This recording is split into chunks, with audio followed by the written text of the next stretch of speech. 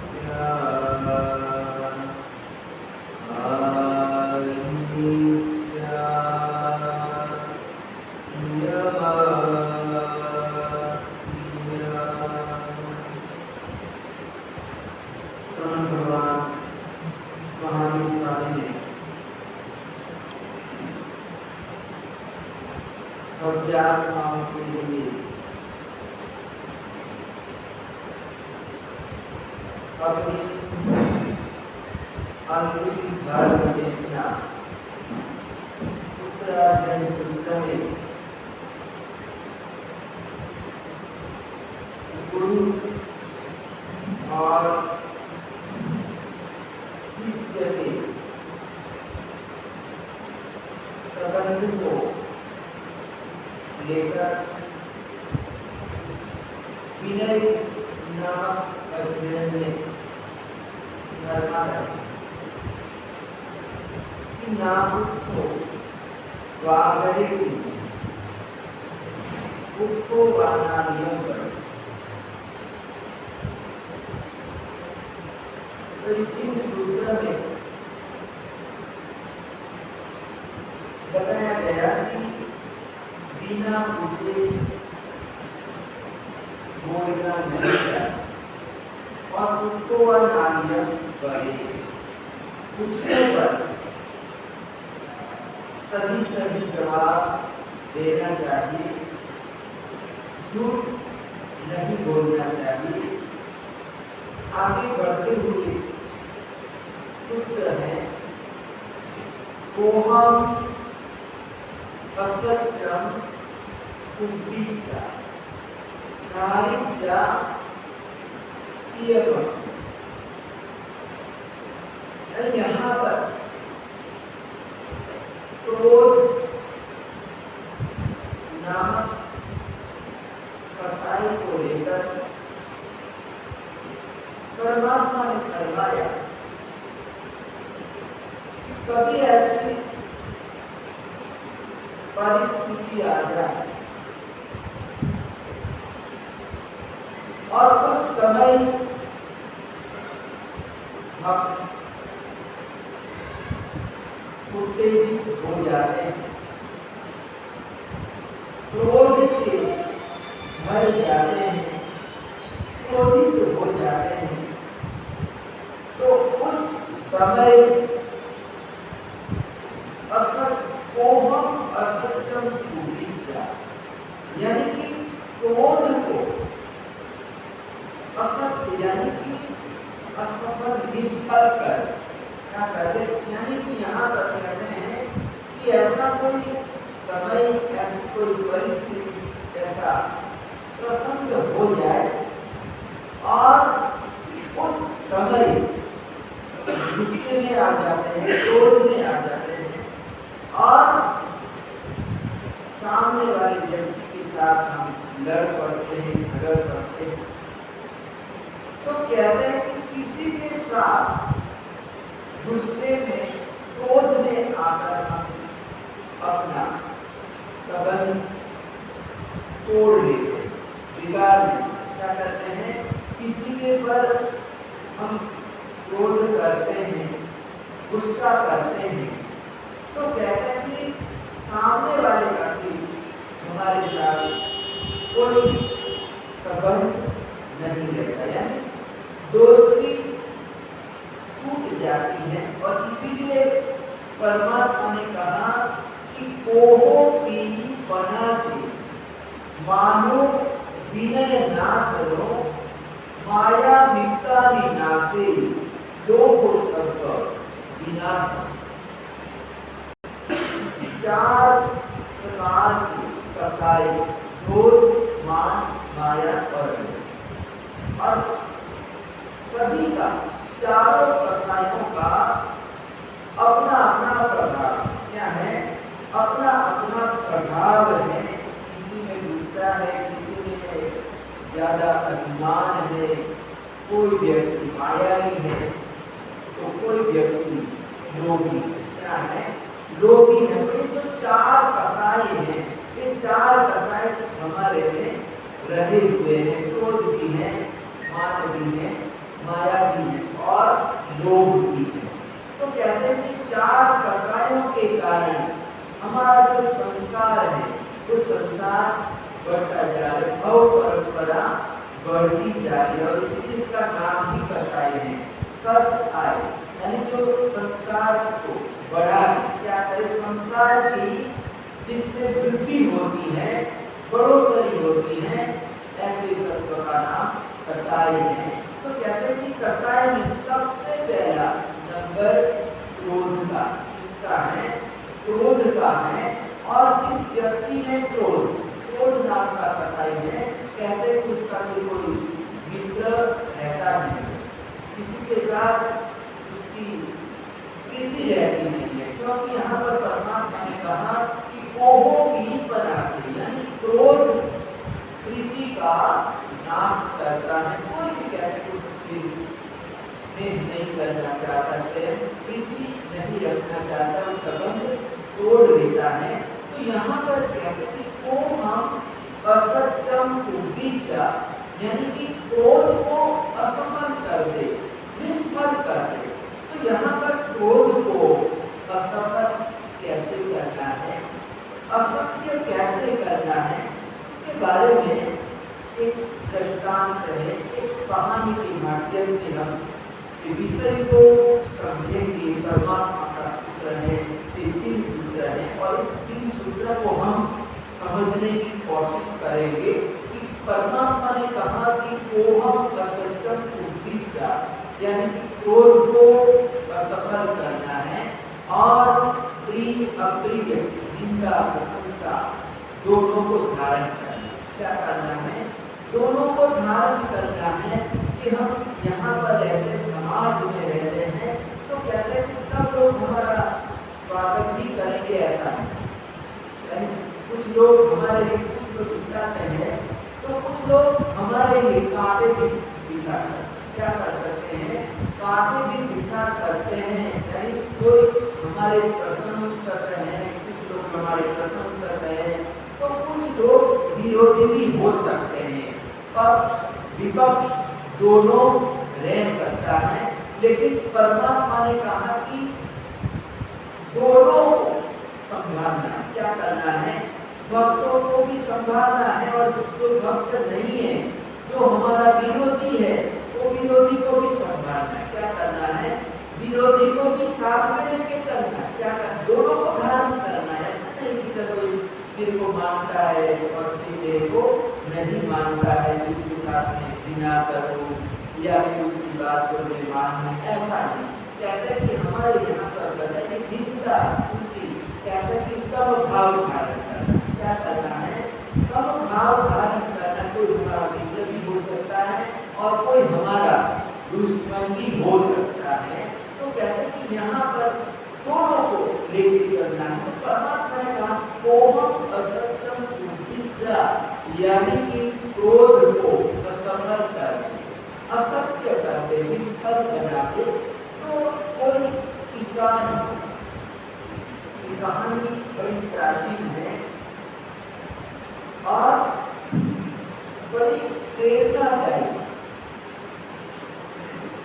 उस किसान के 3 बेटे, तीनों बेटे बड़े हो चुके, शादी विवाह वगैरह हो चुका है, काम धंधा वगैरह कर रहे, व्यापार कर रहे हैं। तो एक दिन उस किसान ने सोचा कि अब मेरी वृद्धावस्था आ गई है, मेरे जीवन का अब कोई भरोसा नहीं, मेरे 3 बेटे हैं, 3 बहुएं हैं, पूरी पोतियां हैं, मेरा पूरा परिवार। और इस परिवार को जैसे आज मैं परिवार को चला रहा हूँ, जैसे आगे भी मेरा परिवार चलता रहे, सब लोग मिलजुल कर रहे, बैठते रहे, लेकिन इसके लिए मुझे कोई मुखिया बनाना। बेटे 3 हैं, तीनों में से एक को बनाना। क्या करना है? एक को बनाना है। तो मुखिया नहीं हो सकते, घर में एक ही मुखिया हो सकता है और उसके नीचे, उसके मार्गदर्शन के नीचे सब लोग चले, पूरा परिवार चले। तो इस प्रकार से उन्होंने अपने तीनों बेटों को अपने पास बुलाया, बड़े को, मंझले को और छोटे, तीनों को बुलाया और कहा कि अब मेरी अवस्था होने आई है, मेरा कोई भरोसा नहीं है, तो मैं आप लोगों पर किसी एक को घर की जिम्मेदारी सौंपना चाहता हूँ, अपना मुखिया बना के जाना चाहता हूँ और मैं स्वयं इसकी परीक्षा लूँ। और इस घर का मुखिया वो बनेगा जो सबसे अच्छा उत्तम कार्य करे, यानी जो बेटा सर्वोत्तम कार्य करेगा उसको मैं अपना मुखिया बनाऊंगा। तो तीनों बेटों को उन्होंने बोल दिया कि तुम्हारे लिए 5 वर्ष में मैं 5 वर्ष देता हूँ और 5 वर्षों में कोई ऐसा काम करना है, सर्वोत्तम काम करना है और मेरे को पसंद आएगा तो मैं उसको अपना मुखिया बना दूंगा, घर की जिम्मेदारी उसको सौंप दूंगा। तो तीनों बेटे अपने अपने काम में लग जाते हैं और देखते देखते 5 वर्ष भी पूरे हो जाते हैं। एक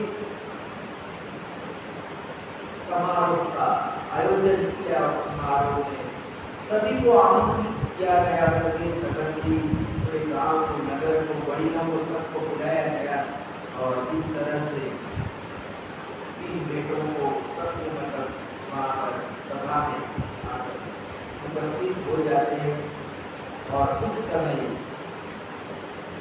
पूछते हैं, सबसे पहले बड़ी बेटी को पूछा जाता है कि बताओ तुमने कौन सा ऐसा काम किया 5 वर्षों के अंदर, तुमने कोई ऐसा अच्छा काम किया बताओ।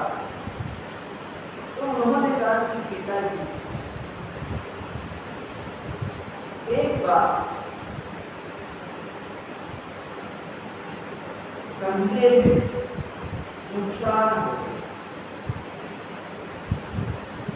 और ऐसी नौबत आ गई, मैं पैसे के लिए तरस गया, सभी संबंधियों के पास गया, लेकिन किसी ने मेरी मदद नहीं की, हेल्प नहीं किया। आखिर एक वलीद के पास गए और उसको मैंने सारी बात बताई और वो मेरे को उन्होंने 500 रुपये दी और कहा कि जिस आंख से, जिस भाव से तुम पैसा लेगा, मैं अपने भाव से मैं पैसा लेगा दे रहा हूँ और तुम भी जिस आंख से पैसे ले जा रहे, वैसे ही उसी भाव से वापस पैसा लौटा। जब तुम्हारे पास पैसा आ जाए, तुम कमा लो, तो जब पैसा देने आओ तो उसी भाव से, जिस भाव से तुम ले जा रहे हो मेरे से, उसी भाव में वापस लौटा दे। तो मैं पैसा लेके आया, काम किया और मुझे काम में सफलता भी मिली और मैंने जिस भाव से पैसा लिया था उसी भाव से मैंने वापस लौटा। पिताजी ने सुना और बड़े खुश हुए, बड़े प्रसन्न हुए कि जिस भाव से हम पैसा लेते, किसी से उधार लेते हैं, लेकिन जब देने का समय आता है तो हम आनाकानी करते हैं। यानी जो लेते समय जो भाव होता है वो देते समय नहीं होता है। कोई ऐसा वीरला व्यक्ति होता है जिसके मन में ये भाव रहता है, बाकी देते तो हैं लेकिन वो भाव नहीं रहता है। तो तुमने बहुत अच्छा काम किया। तो अब मंझले बेटे को पूछा जाता है कि तुम भी बताओ कि तुमने ऐसा कौन सा काम किया। तो बेटा कहता है कि पिताजी चौमासे का समय था और चौमासे बारिश हो रही थी, जो लोगों की बारिश हो रही थी रुकने का नाम नहीं ले रही थी। तो नदी में बाढ़ आना स्वाभाविक। तो नदियां उफान पर बाढ़ आई हुई थी। तो उस समय में नदी के किनारे पर बाढ़ देखने के लिए गया। नगर के और लड़के लोग भाई बहन भी नदी के किनारे गए, तो मैं भी वहां पर पहुंच गया। तो वहां पर एक बहन चिल्लाने लगी, रोने लगी और कहने लगी कि मेरा बच्चा पानी में बह गया, मेरा बच्चा पानी में बह गया।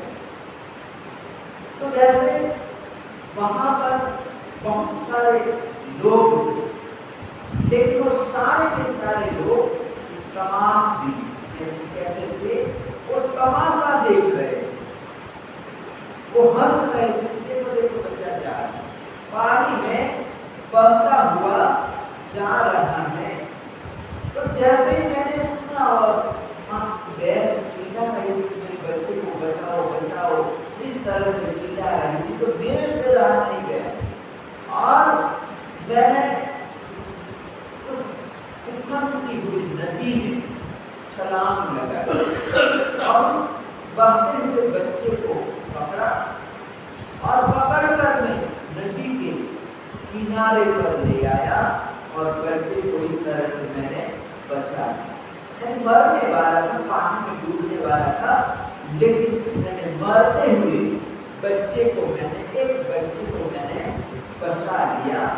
तो पिताजी इतने खुश हो जाते हैं, इतने प्रसन्न हो जाते हैं। हमारे गुजर पंजाब देशोद्धारक विजयानंद सुरेश्वरी महाराज आत्माराम महाराज साहब का भी बचपन का प्रसंग क्या है? बचपन का प्रसंग है कि गुरुदेव के जीवन में बहुत सारे संस्मरण हैं, लाखों कहानियां हैं। क्या है? गुरुदेव के जीवन पर बहुत सारे प्रसंग हैं, लाखों कहानियां हैं। और इन कहानियों में एक नदी का भी प्रसंग पंजाब के थे और पंजाब में 5 नदियां हैं, सतलुज रावी ब्यास वगैरह ये नदियां हैं, बड़ी बड़ी नदियां बह रही हैं। और एक बार कहते हैं कि ये दीता बचपन का दीता एक नदी के किनारे पर जा रहा है, सतलुज किनारे नदी के किनारे पर जाता है। तो कहते हैं कि वहां पर सतलुज नदी में बाढ़ आई और वहां पर कोई मुस्लिम बहन अपने कपड़े धो रही थी, वस्त्र धो रही थी। तो उसके बगल में बच्चा भी था। क्या था? एक बच्चा भी था और इस तरह से वस्त्र धो रही थी और बच्चा वैसे ही चंचल होता है, हिलता रहता है। तो उसके हाथ से वो छिटक गया और नदी में गिर गया और पानी के प्रवाह में बहने लगा। तो चिल्लाने लगी, मुस्लिम माता जी चिल्लाने लगे कि मेरे बच्चे को कोई बचाओ बचाओ। तो इस तरह से आत्माराम जी महाराज साहब वहां पर खड़े नदी के किनारे खड़े थे और उन्होंने आओ ने देखा ताव ने देखा। उसी समय कहते हैं कि पानी में नदी में छलांग लगा दी और बहते हुए बच्चे को नदी के किनारे पर ले आए और माता को दिया। तो माता ने आशीर्वाद दिया। क्या दिया? माता ने, मुस्लिम माता ने आशीर्वाद दिया कि तू कोई अल्लाह है। क्या है? तो अल्लाह का अवतार है। क्या है? तो अल्लाह का अवतार है। आगे जाके तू भगवान बनेगा, महापुरुष बनेगा। क्या बनेगा? महापुरुषों जैसा तू काम करेगा, परोपकार के तू कार्य करेगा। तो कहता कि होनहार की होठ जीतने बाद, यानी जो महापुरुष होने वाले होते हैं वो बचपन में ही अपना प्रभाव दिखा देते हैं, अपने काम दिख जाते हैं। तो दूसरे बेटे ने कहा कि पिताजी मैंने एक बच्चे को बचाया था। तो सुनकर पिताजी और वहां पर जितने भी लोग बैठे थे, सभा में बैठे हुए थे, वो बड़े खुश हो जाते, प्रसन्न हो जाते हैं कि किसी को जीवन दान देना। क्या देना? किसी को जीवन दान देना, बचाना। यानी कि 5 प्रकार के दानों में 5 का अभय दान। क्या है? अभय दान है, यानी कि किसी जीव को बचा ले, मरते हुए जीव को बचा लेना एक बहुत बड़ी बात है। मारने के लिए तो बहुत सारे लोग तैयार हो जाते हैं, दंगे करने के लिए, हिंसा भड़काने के लिए तो अनेकों लोग तैयार हो जाते हैं। लेकिन वीर व्यक्ति होते हैं जो दूसरों को बचाने के लिए आगे आते हैं, जीवन दान देते हैं। क्या देते हैं? अभय दान देते हैं। तो दूसरे बेटे की बड़ी प्रशंसा हुई, बड़े की भी प्रशंसा हुई, लेकिन दूसरे बेटे की कुछ ज्यादा प्रशंसा हुई कि और इन्होंने अच्छा काम किया है, बढ़िया काम किया, अति सुंदर काम किया। इस प्रकार से चारों ओर सेकंड बच्चे की मंजले बेटे की प्रशंसा होती है। अब छोटे की बारी, पिता ने छोटे बेटे की ओर देखा कि तुमने भी ऐसा कोई काम किया है क्या? तो वो कहता है, छोटा बेटा कहता है कि पिताजी एक मेरा जानी दुश्मन। क्या था? जानी दुश्मन था। यानी हम एक दूसरे के प्राणों के प्यासे, यानी मैं सोचता था कि इसको मैं खत्म कर दूंगा, इसको मैं मार दूंगा। और मेरा दुश्मन भी यही सोच रहा था कि कहीं मौका मिला तो मैं इसको जिंदा नहीं छोड़ूंगा। यानी हम एक दूसरे को खत्म करना चाहते थे, मार देना चाहते थे। हम इतने दुश्मन हो गए। क्या हो गए थे? एक दूसरे के प्रति हमें ऐसे जबरदस्त दुश्मन, शत्रुता हमारी इतनी बढ़ गई थी कि मौका मिले तो खत्म कर दे, इसको मैं मार दूं, ऐसा मैं सोच रहा था। और मौके की ताक में था। क्या हमें उसको मारने वाला था, खत्म करने वाला था। तो एक दिन की बात है कि मैं जा रहा था, तो सूर्यास्त वो चला था, तो अंधेरा धीरे धीरे छा रहा। तो अंधेरे में मैंने नीचे ध्यान से देखा तो वो मेरा शत्रु पड़ा हुआ। वो बेभान, क्या था? बेभान अवस्था में वो पड़ा हुआ था। और जैसे मैंने उसका चेहरा देखा, पहचाना, और पहचानते ही मेरे मन में इतना क्रोध आया, इतना गुस्सा आया कि इसको मैं अभी खत्म कर देता। ऐसा करके मैंने तलवार निकाली। क्या किया? मैंने तलवार निकाल लेके ऐसा मौका फिर नहीं मिलेगा। क्या मिलेगा? ऐसा मौका, ऐसा अवसर फिर मेरे को नहीं मिलेगा। और इतना मैं गुस्से से भर गया, दुश्मन को देखकर। एक तो अंधेरा, किसी को पता भी नहीं चलेगा कि किसने मारा। तो मौका था, अवसर था, और मैं इतना क्रोध में आ गया, इतना गुस्से में आ गया कि मेरा पूरा पूरा चेहरा और पूरा शरीर कहते हैं कांपने लगा, गुस्से से थर-थर कांपने लगा। मैं कभी इसको खत्म कर देता हूँ, ऐसा करके मैंने तलवार भी निकाली। लेकिन मेरे मन में विचार आया कि मरे हुए को क्या मारे, ये पहले से ही बेहोश है, क्या है, पहले से ही बेईमान है, और इसको क्या मारा। भले मेरा शत्रु है, क्या है, भले मेरा शत्रु है, क्रोध में था, लेकिन उन्होंने कहा कि इस तरह से क्रोध नहीं करना चाहिए। और आज अगर मैंने इसको खत्म कर दिया तो यहीं पर हमारी बात खत्म थोड़ी हो गई। यानी आज मैंने इसको खत्म किया तो इसके जो बच्चे हैं, परिवार के जो लोग हैं, वो फिर बदला लेंगे, क्या करेंगे, इसको मैंने मारा तो इसके जो बेटे हैं वो बेटे मेरे को मारेंगे, क्या करेंगे, बेटे मेरे को मारेंगे।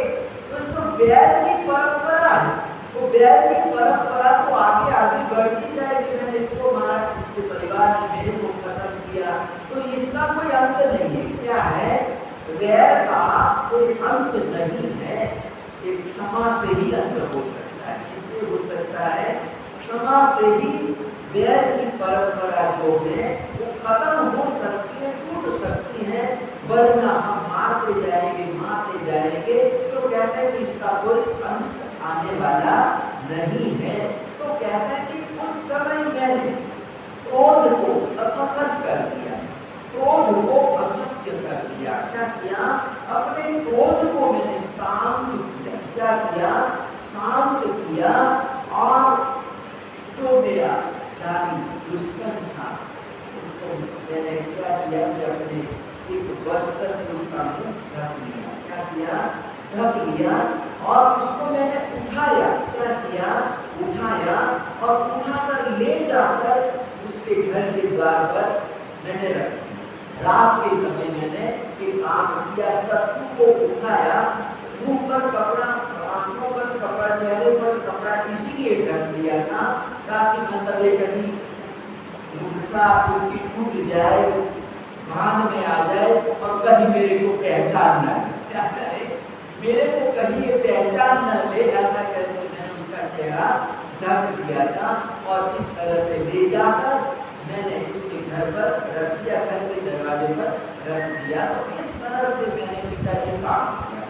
तो तीसरा बेटा कहता है कि मैंने शत्रु पर भी उपकार किया, शत्रु को बचाया, किसको बचाया, एक शत्रु को बचाया कि अवसर था, मारने का अवसर था और वो मेरा अपकारी था, क्या था, अपकारी था कि मेरे साथ उसने बहुत बुरा व्यवहार किया था, गलत व्यवहार किया था, लेकिन मैंने सब कुछ भुला दिया। परोपकार करने वालों के प्रति तो हम परोपकार करते ही हैं, जो हमारे दोस्त है, मित्र है, उसके साथ तो हम अच्छा संबंध रखते ही है ना, क्या करते हैं, उसके साथ तो हमारा अच्छा संबंध ही है।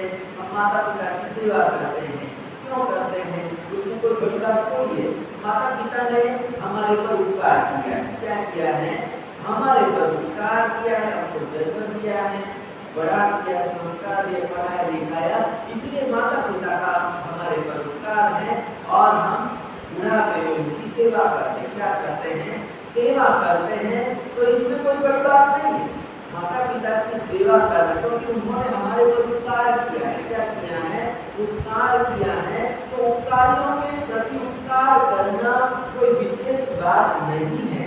लेकिन कोई हमारा दुश्मन है, क्या है, दुश्मन है, अपकारी है, क्या है, अपकारी है, और अपकारी के प्रति उपकार करना बड़ी बात है, क्या है, बड़ी बात है। बचपन में भी तो हमारे ऐसे दुश्मन बन जाते हैं।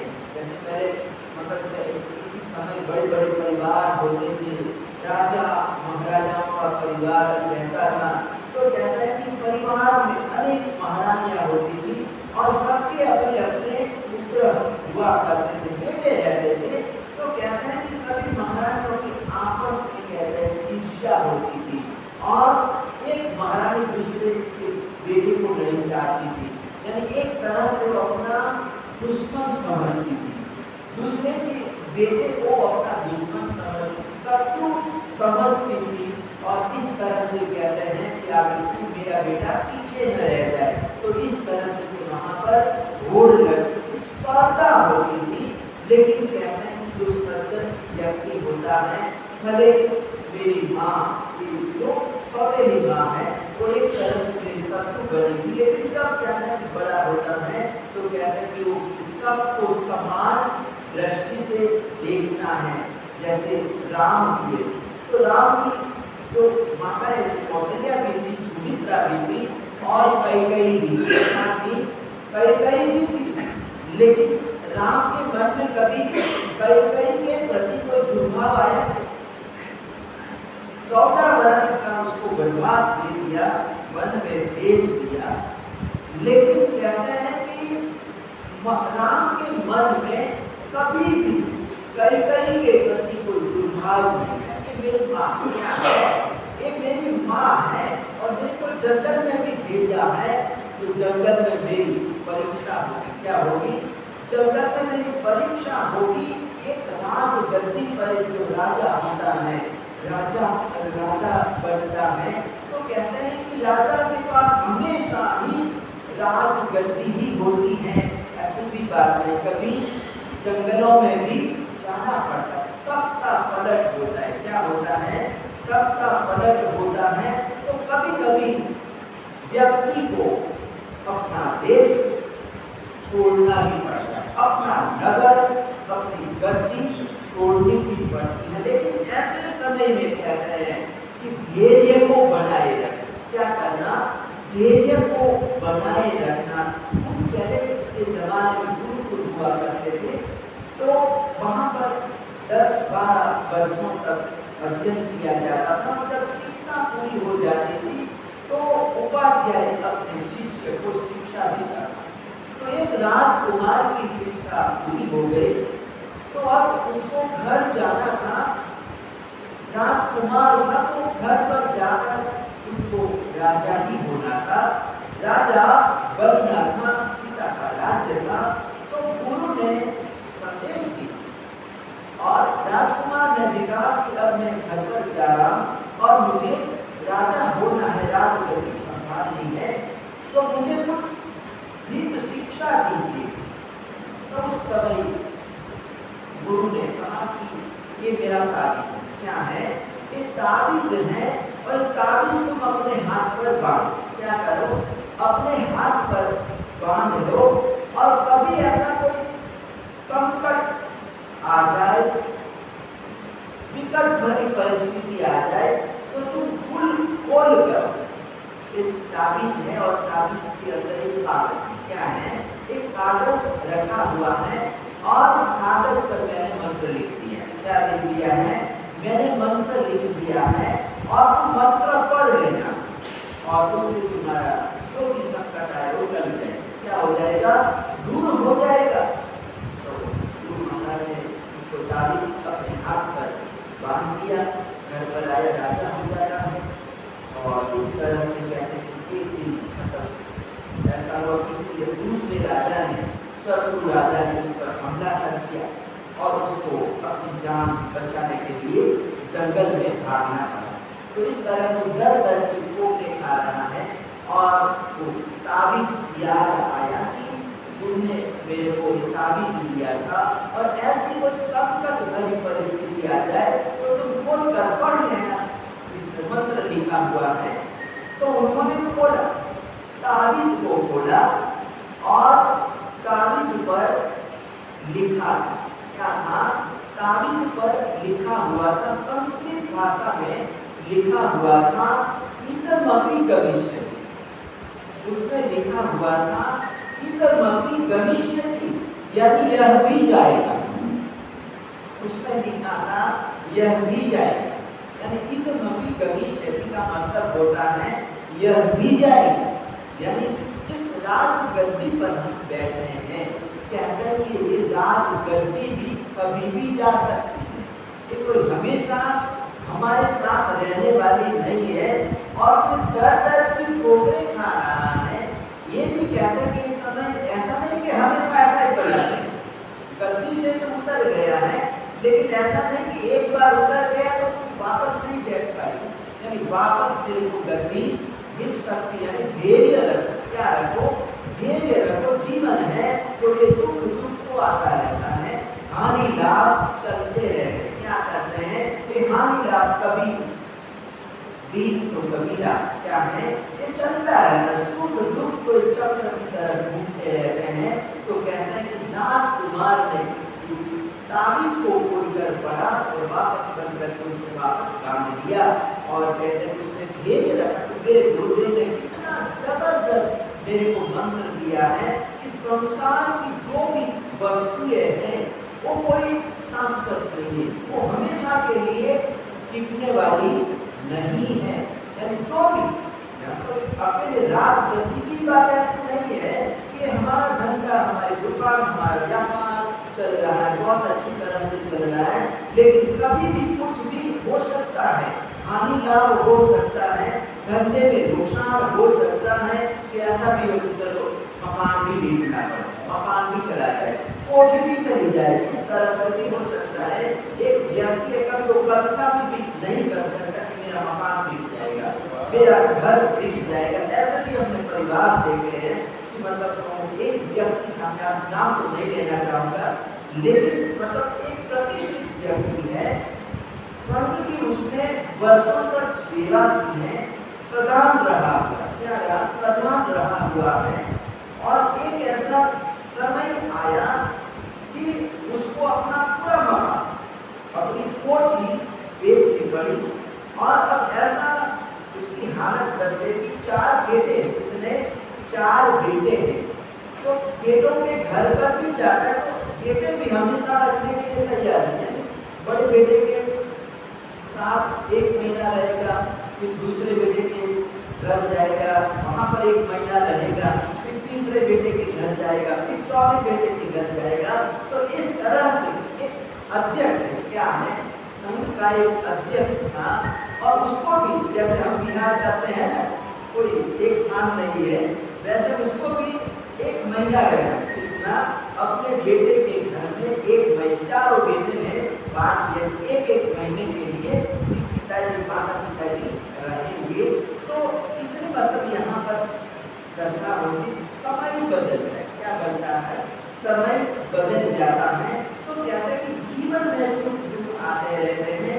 तो श्रवण भगवान महावीर स्वामी कहते हैं कि धारित जातीय भक्तियां, यानी तुम श्रवण बने हो, साधु बने हो, तो साधु जीवन में भी कभी कभी प्रिय अप्रिय ऐसे आ सकते हैं, अच्छे बुरे लोग भी, मित्र लोग भी मिल सकते हैं, शत्रु भी मिल सकते हैं, दुश्मन भी मिल सकते हैं। ऐसा थोड़ी है कि सब लोग धर्मात्मा है, क्या है, धर्म को मानने वाले, ऐसे थोड़ी है कि चलो हम विहार करते हैं, उनको कोई पता नहीं होता है, अज्ञानता होती है, तो हमारे साथ मजाक भी करके कैसे कपड़े पहन के जाते हैं। तो इस तरह से लोग हंसते भी हैं, मजाक भी करते हैं, और कुछ लोग मिलते हैं तो हाथ जोड़ते हैं, क्या करते हैं, हाथ जोड़ते हैं, नमस्कार करते हैं। तो कहते हैं कि नमस्कार करना, निंदा स्तुति ये तो चलता रहता है। तो कहते हैं कि निंदा को भी ग्रहण करना, स्वीकार करना है, और प्रशंसा को भी स्वीकार, निंदा स्तुति समान, यानी हमारे लिए सब समान है। निंदक स्तुति जो भी कहता है, कहते हैं कि प्रशंसक जो भी है, प्रशंसक और निंदक हमारे लिए दोनों बराबर हैं। और महावीर प्रभु कहते हैं कि दोनों प्रसंग आएंगे और दोनों को स्वीकार करना। तो आगे क्या होता है हम आगे देखेंगे। तो धन्य कुमार चरित्र में अपना प्रसंग चल रहा है कि धनसार अपने बेटों को शिक्षा देता है, समझाता है, तीनों बेटों को समझाता है कि हमको ईर्ष्या नहीं करनी। कोई गुणवान है, घर में कोई गुणवान है तो उसकी प्रशंसा करनी चाहिए, उसके गुणों को देखकर खुश होना चाहिए। लेकिन ईर्ष्या तो नहीं करना चाहिए। हम हमारे जीवन में गुणानुराग होना चाहिए।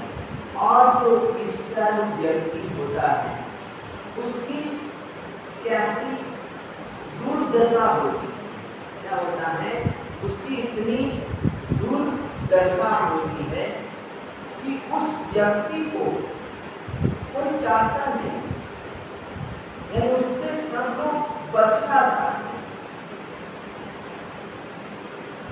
यहाँ पर जैसे एक दृष्टांत उन्होंने दिया था 3 मुनियों का, कि पहला मुनि, दूसरा मुनि और तीसरा मुनि।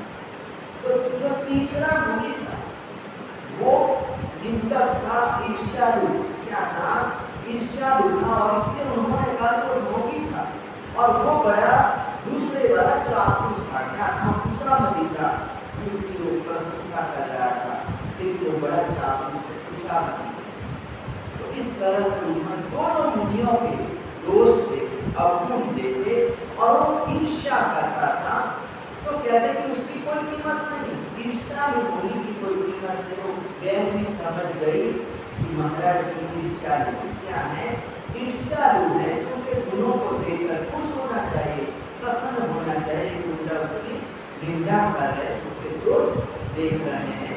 तो यहाँ पर धर्मशास्त्र दूसरा एक दृष्टांत दे रहे हैं, एक प्रश्न को बता रहे हैं कि ये सच्ची घटना। तो कहते हैं कि अयोध्या नगरी है, और ये अयोध्या नगरी में जीतारी नाम का एक राजा राज्य करता था। तो उस नगर में एक पवनप्रिय नाम का एक कुमार रहता। तो कुम्हार के परिवार में किसी तरह की कोई कमी नहीं हुई, बेटे बहुरे पोते, धंधा भी अच्छा चल रहा था। लेकिन ये जो पवनप्रिय वो बड़ा ईर्ष्यालु, किसी को देखता, किसी सुखी व्यक्ति को देखता, गुणवान व्यक्ति को देखता, सज्जन को देखता, तो ईर्ष्या से भर जाता, और किसी की वो प्रशंसा तो सुन ही नहीं पाता। इतना उसको गुस्सा आता था, क्रोध आता था, और वो अपना एक माथा पटकता था, क्या करता था, जोर जोर से वो अपना डंडा को मारता था। और कहते हैं कि बार बार मारने से यहाँ पर खड्डा भी पड़ गया, उसके ललाट पर बार बार मारने से खुद को ही मारता था, अपने हाथों से ऐसा वो पीटता था, और पीटते पीटते कहते कि यहाँ पर एक खड्डा भी बन गया था, हो गया था।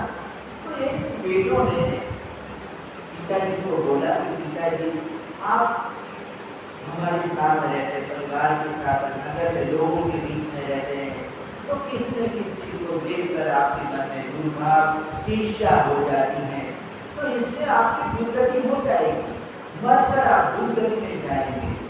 तो सबके साथ रहेंगे तो भी ईर्ष्या वगैरह होगा, और ईर्ष्या से बचना मुश्किल हो जाता है। लेकिन आपको हम कहीं एकांत में ले जाकर रखते हैं, जहाँ पर कोई आदमी वगैरह कोई भी आएगा नहीं, तो वहाँ पर कोई आदमी ही नहीं रहेगा, तो फिर ईर्ष्या कहाँ से होगी। और फिर आपका एक अंतिम समय है, और इस तरह से आप हम चाहते हैं कि हमारे पिताजी की सदगति क्या हो, सदगति हो। तो पिताजी हम आपको एकांत में रखना चाहते हैं, और आपके लिए हम सारी व्यवस्था करते हैं, प्रबंध करते हैं। और ऐसा करके मतलब बेटों ने एक जंगल में नदी के किनारे पर एक झोंपड़ी बनाई, और झोंपड़ी में पिताजी के लिए खाने पीने के लिए वहाँ पर आटा, चावल, दाल वगैरह सब कुछ वहाँ पर रख दिया गया, पूरी व्यवस्था कर दी, और पिताजी को ले जाकर वहाँ पर रख दिया। और वो वहाँ पर रहता है, आराम से रहता है, समय होने पर खाना तैयार करता है, पकाता है, और खाना खा के भोजन करके वो सो जाता है, विश्राम करता है। इस तरह से वो जंगल में एकांत में अकेला ही वहाँ पर रहता है। तो इस तरह से अब कुछ दिनों के बाद क्या होता है कि वहाँ पर घूमता घूमता राजा पहुँचता राजा भटक गया था, रास्ता भटक गया था, उसका जो घोड़ा था अश्व था वो भी छूट गया था और इस तरह से घोड़ा आगे निकल गया था और एक जंगल में भटक गया था। चोरों की खूब प्यास लगी हुई थी और एक पेड़ के नीचे वो बैठा हुआ था।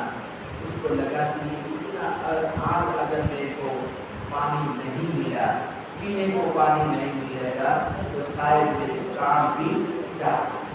और ऐसा वो सोच रहा था क्या करूं, कहाँ जाऊं। तो इतने में ये बूढ़े ने देख लिया कि कोई व्यक्ति जंगल में आया, वो पास में गया और उसको अपनी कुटिया में ले आया और ठंडा ठंडा जल पीने के लिए दिया। राजा को दिया, राजा ने पिया और जान में जान आई। और इस तरह से राजा बड़ा खुश प्रसन्न हो जाता है कि चोरों की प्यास लगी हो और ऐसे समय में कहीं से एक गिलास दो गिलास पानी पीने को मिल जाए तो आपको कितनी शांति हो जाती है। तो राजा भी इतना प्यासा था और उसको वहाँ पर जंगल में भी एक व्यक्ति के द्वारा जल पीने के लिए मिल गया तो बड़ा खुश हो जाता है। बाद में उन्होंने अपने पास जो था तो चावल दाल वगैरह भोजन भी पकाया और अपने राजा को भोजन भी कराया। तो राजा सोचता है कि वैसे तो ये भला आदमी क्या है, बहुत भला आदमी है कि अगर आज ये मेरे को जंगल में नहीं मिलता और मुझे भोजन नहीं कराया होता, जल नहीं दिया होता तो शायद आज मैं यहाँ पर बच जाता, जंगल में खत्म हो जाता। लेकिन ये मिला, कम प्रिय मुझे मिला और इसके कारण मैं बचा हूँ। और ये जो यहाँ पर रह रहा जंगल में अकेला रहता है तो यहाँ पर कितना खतरा, यहाँ पर अकेले रहना कोई आसान काम नहीं है। यहाँ पर जंगली जानवर घूमते रहते हैं, किसी की नज़र में कभी आ गया, शायद भालू की नज़र में आ गया तो कोई भी खा सकता है, क्या कर सकता है, कोई भी खा सकता है। तो राजा के मन में दया आई और उसको बोला कि आप यहाँ पर जंगल में किस लिए रहते हो, कब से रहते हो, क्यों? क्योंकि आप तो बड़े सुखी, आपके बेटी का परिवार है, कि आप यहाँ पर क्यों रहते हो, क्या कारण है, क्या वजह है कि आप यहाँ पर अकेले रहते हो? तो उस समय उन्होंने कहा कि मैं यहाँ पर रहता हूँ, इसमें और किसी दूसरे व्यक्ति का दोष नहीं, मेरा ही दोष है। क्या है? मेरा ही दोष है, मैं बड़ा ईर्ष्यालु, मैं दूसरों की ईर्ष्या करता हूँ। क्या करता हूँ? मैं दूसरों की ईर्ष्या करता हूँ और इसीलिए मेरे बेटों ने मुझे यहाँ पर लाके रखा है। एकांत में रहता हूँ और महीने महीने राशन पानी आ जाता है, सारी व्यवस्था कर देते हैं और खाने पीने का जो भी चाहिए यहाँ पर पहुँच जाता है और इस तरह से मैं यहाँ पर अकेला रहता हूँ। तो राजा ने कहा कि चलो मेरे साथ, क्या करो, मेरे साथ चलो, मेरे साथ रहे, यानी आपके लिए मैं रहने के लिए अलग से व्यवस्था कर दूंगा और आप कमरे में ही रहना, बाहर निकलना ही बंद। मेरे साथ जब मैं कभी बाहर निकलूंगा तो मेरे साथ निकलना घूमने के लिए और फिर मेरे साथ अंदर आ जाना। तो आपको लोग ही नहीं मिलेंगे तो फिर ईर्ष्या कहाँ से हो, क्या होगा, तो मिलेगा ही नहीं तो फिर ईर्ष्या कहाँ, यहाँ रहो या मेरे महल में रहो, क्या फर्क है। तो मेरे साथ चलो और वहाँ पर सारी व्यवस्था होगी, मेरी निगरानी में आपको कोई किसी तरह की तकलीफ नहीं होगी। तो इस तरह से राजा समझा बुझा कर पक्ति को अपने घर ले आए। अब आगे क्या होगा हम आगे देखेंगे कि यहाँ पर भी जो ईर्ष्यालु व्यक्ति होता है वो कहीं पर भी उसको रखो वो रह नहीं पाता है, वो अपनी गलती, अपना जो दोष है कहते हैं कि वो निकाल ही देता है। तो इस तरह से यहाँ पर भी वो रह नहीं पाता है। तो यहाँ पर क्या होता है, राज दरबार में रहने के लिए उसको राजमहल मिल गया। क्या मिल गया? एक राजा का राजमहल मिल गया और वो राजा की निगरानी में राजा की दया हुई है, करुणा हुई है और इसलिए राजा अपने घर पर ले आया। और आगे क्या होता है हम आगे